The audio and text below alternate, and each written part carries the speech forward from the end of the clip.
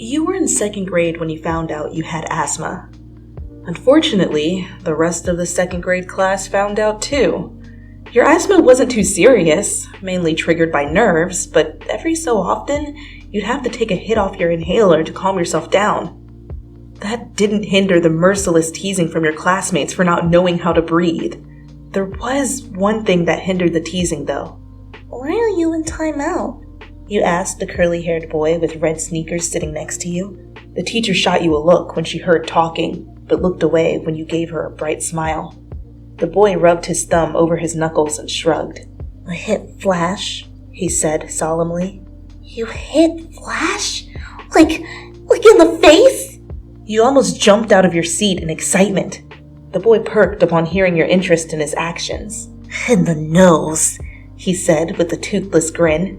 "Hey, I don't have my 2 front teeth either." You opened your mouth to show the boy and stuck your tongue through the gap. "My mommy said that makes me special, but if you're also missing your teeth, does that mean I'm not special? Or are we both special? I have to call my mommy and ask, but I only know the number for 911. It's 911. He sighed in defeat before an idea popped into your head.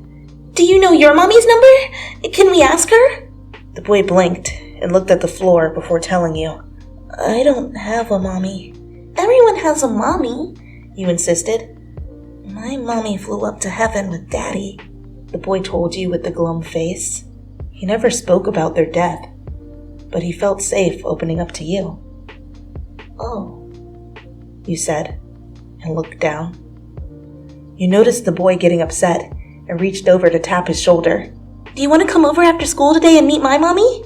She's really nice, except sometimes she makes me clean my room," you remembered. "But I don't think she'll make you do that." "Okay." The boy smiled happily at you. "I'm Peter." "Hi," you told him. "I know your name," Peter said. "Your cubby is near mine." "I like you, Peter. Since we're best friends now, I'm going to tell you a secret." You scooted your chair closer to his and lowered your voice. "Okay." Peter smiled in excitement. "I told a lie to the teacher," you confessed before clamping your hands over your mouth and giggling as Peter's eyes widened. "Whoa, what did you say?" he gasped. Lies were a top offense in 2nd grade. "Michelle drew on the bathroom wall in Sharpie, and I told the teacher I did it. That's why I'm in timeout," you admitted to Peter. He furrowed his eyebrows together. "Why would you lie like that?" he asked. "Because if Michelle gets in trouble again, she had to talk to the president," you told Peter, whose eyes widened again. "Or is it the principal? I forget which one." "You're a good friend," Peter complimented. "Now I'm your good friend." You smiled brightly at him. "So why did you hit Flash?" "I don't want to tell you." Peter shook his head and looked away. "But I told you a secret," you said a little too loudly, making the teacher look your way again. "I can't say." "Then we can't be friends." You pouted and folded your arms. "Wait, I'll tell you," Peter spoke up. "Okay." You leaned closer to him, your pout completely gone. "I hit Flash because he was making fun of your asthma," Peter confessed. "You hit him for me?" you asked. "But you didn't even know me then. I don't like Flash. I wanted to protect you from him," Peter told you. Something about Peter's words made your 2nd grade heart burst. "Everyone makes fun of my asthma," you said sadly. Peter looked angry because he knew it was true. "I don't," he promised. You looked back at him and pulled him into a hug. "Okay, Peter, we can be friends again," you said. But that was elementary school. By high school, things were different. Since you wore a different purse every day to match your outfit, you often forgot to put your inhaler in your new bag. Luckily, you never found yourself in a situation where you needed your inhaler but didn't have it. That was true until 10th grade. You had to do an oral report on the scarlet letter for your English class. It went fine at first as you stood before the class reading from index cards. Halfway through the presentation, Peter noticed your breathing was getting labored. Your hands were shaking and you looked up from the index card in fear at the rest of the class. Peter quickly realized an asthma attack was coming on and grabbed your backpack. He started rummaging through it, but found it wasn't in your usual purple bag. You were wearing a green dress today, so you opted for a light pink backpack. The only problem? You forgot to stick your inhaler in it. You made eye contact with Peter, who was even more terrified than you were. Peter ran out of the classroom to get the nurse. What were you thinking? Peter yelled, making you jump. You were sitting on the bench outside of the nurse's office, taking deep breaths with your inhaler. Peter was busy thanking the Lord that it's required to give the school an inhaler if you have asthma. He was glad he remembered this and got to the nurse in time. I just forgot. I've never used it at school before. People would think I'm a geek, you said, still a little out of breath. You felt guilty for making him so upset, but in your defense, you've never needed it before. You could have died, Peter said angrily. Oh, you're just being dramatic, you dismissed. Dramatic? 250,000 people die from asthma a year, Peter stated, leaving you to wonder how he knew that. He saw you look down at your hands in shame, and his eyes softened. He crouched down and took your still shaking hands in his. I need you to understand how important it is for you to carry your inhaler at all times. You can't keep forgetting it. This could have been serious, Peter said gently. You slowly looked up at him. I'll remember, I promise, you said. Peter nodded and pulled you into a hug. He frowned deeply once your face was buried in his neck. He didn't like seeing his best friend upset. His frown faded when he heard your giggle. What are you laughing at? He asked. I just think it's funny how I said the scarlet letter was going to make me die of boredom, and then I almost died while giving a report on it. That would have been quite a death. You laughed. Peter stifled his laughter, not wanting to let you off the hook just yet. That's not funny, he smiled. At least I would have gone out with a bang. You shrugged. Stop, he warned. It would have been a run and hit instead of a hit and run. Get it? Because I had to run to take a hit of my inhaler? You continued to tease him. Stop, he said again. All right. You rolled your eyes and dropped the subject. After the incident, your asthma became the butt of all your jokes. The endless, breathless jokes followed you all the way to college. Whenever you got a chance, an asthma joke would be made. Want to hear a joke? You asked as you spun around in Peter's swivel chair.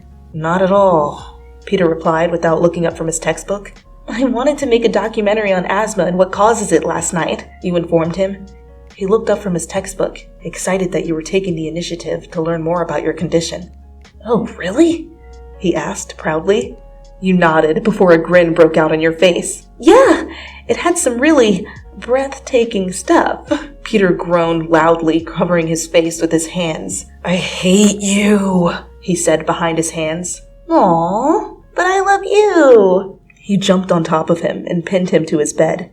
You sat on his chest and held him down by his wrist. Peter looked up at you shyly and praying his roommate wouldn't walk in. You're my best friend in the whole world, even if you don't appreciate my asthma puns.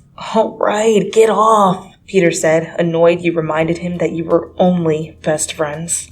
I can't breathe. You got off his chest and sat next to him on his bed in silence for a moment before a devious smile crossed your face. Neither can I. You grinned, making Peter fully shove you off the bed. You somehow managed to work it into every conversation. Here, you said, sticking a sticker to Peter's arm.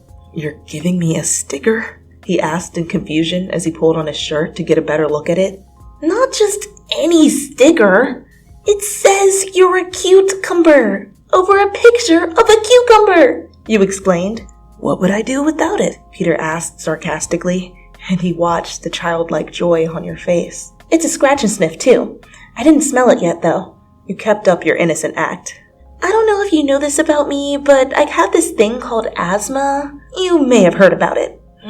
No, I don't believe I have. I had no idea you had asthma. You're an inspiration to us all, Peter replied sarcastically. You laughed and rested your head on his arm.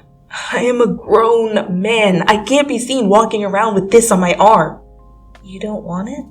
You asked a little sadly as you went to peel it off of him. Peter brushed your hand away and looked offended. I didn't say I didn't want it, Peter defended. How else are people going to know that I'm a cucumber? What if they think I'm just very cute? You smiled widely at your best friend and smoothed the sticker back onto his arm. You and Peter could joke about it, but God forbid if anyone else tried to. If I got a tattoo, I'd get a big dollar sign on my bicep, a senior, Harry Osborn, stated to remind me to always secure the bag. How lovely, you said sarcastically and gave Peter a look. What about you? What would you get? Peter asked. I don't know, you answered. You could get an inhaler that says it's not easy being Wheezy under it. My friend got that one night when he was drunk. Funny as hell, Harry commented. Peter felt his fist clench. Why would I get that? You asked Harry. Because you have asthma. Do you think having asthma is funny, Harry? Peter leaned towards on his hands, and you immediately gripped his arm. Peter, he's only kidding. It's okay. You tried to calm him down. Do I find it funny your girlfriend is brilliant but doesn't know how to breathe? Yeah, a little, Harry retorted. It's not her fault, Peter snapped, not bothering to tell Harry you weren't his girlfriend. I'm not saying it is. I'm just saying, you gotta be pretty dumb to not know how to breathe. And if it weren't for that pretty face, she might not have gotten into this college. Something to think about. Food for thought, if you will. Harry smiled. I won't. Peter lunged at Harry, but you held him back. You pulled him out of the room by his hand and didn't stop until you found an empty hallway. What was that? You asked Peter sternly. He has the audacity to say you don't belong here? His dad paid his way in. He asked me how to spell biology the other day. He's a biology major, Peter exclaimed. What he is an idiot, and you don't have to sink to his level. You rubbed Peter's arms to calm him down. The flush in his face began to fade. He had no right to make fun of your asthma, Peter said softly, making your heart melt. I know. Thanks for protecting me, you said as you wrapped your arms around Peter's torso. He rested his chin on your head, and you sighed. Always. Even in the more serious moments, there was always room for a joke. You and Peter went up to the roof to look at the sky during a particularly loud party. No one was up there but you two, giving you plenty of privacy. You walked to the railing side by side and looked up. Look, Peter, the sky, you blurted. Peter looked at you and let out a groan. Really? You're quoting Anne Frank now? Peter asked you. I was quoting Anne Frank's play, to be fair. You held up your hands in defense. Moving on from that, I'm glad we can see the stars from here. I always wanted to stargaze with you, but you could never see the stars from my building, Peter said. I didn't know you always wanted to do that, you said with a fond smile. You looked at Peter, who had his head tilted towards the sky, and felt your face flush. You were seeing him in a different light for the first time. Moonlight. And he was mesmerizing. It is beautiful, isn't it? You asked as you looked at Peter and not at the sky. Yeah, it takes my breath away, Peter said in content before looking at you to see if you were enjoying it too. To his surprise, you had been staring at him the whole time. You know what takes my breath away? You looked right in his eyes. Peter looked at you expectantly and smiled. What? He asked, desperate to know. You smiled back at him. My asthma, you replied. Peter's heart sank and he stared at you for a moment. An amused smile still sat on your face as you turned your attention back to the stars. I love you, Peter blurted out. I'm in love with you. You snapped your eyes back to Peter, expecting a goofy grin on his face. But instead, you saw his dead serious expression. He was being sincere. Your eyes widened, and you were suddenly gasping for air. You clutched your throat and slid onto the ground. You looked around your purse, only to remember you left it at the party. You closed your eyes and tried to slow your breathing. You suddenly felt your inhaler between your lips, and a hit of air rushed in. You opened your eyes and saw Peter holding an inhaler to your lips with a panic in his eyes. You took it from his hands and used it until you could breathe again, never breaking eye contact with him. When you calmed down, you took the inhaler away from your mouth and took a deep breath. How did you? I started carrying one around after 10th grade, he cut in. Just in case something like that ever happened again. You nodded and gave him a soft, grateful smile. Wow, Peter, you said timidly. He looked up at you again with expectation. You really know how to take a girl's breath away. Peter groaned and scooted next to you. I had to! You know I had to! You defended yourself, and Peter laughed. I should have just let you suffer, Peter teased, making you giggle as you helped him stand up. Well, I'm glad you were here. You touched a hand to his cheek, and he leaned into it. You're always here. Always protecting me. I'll always protect you, Peter said assertively. I know, you smiled. That's why I love you too.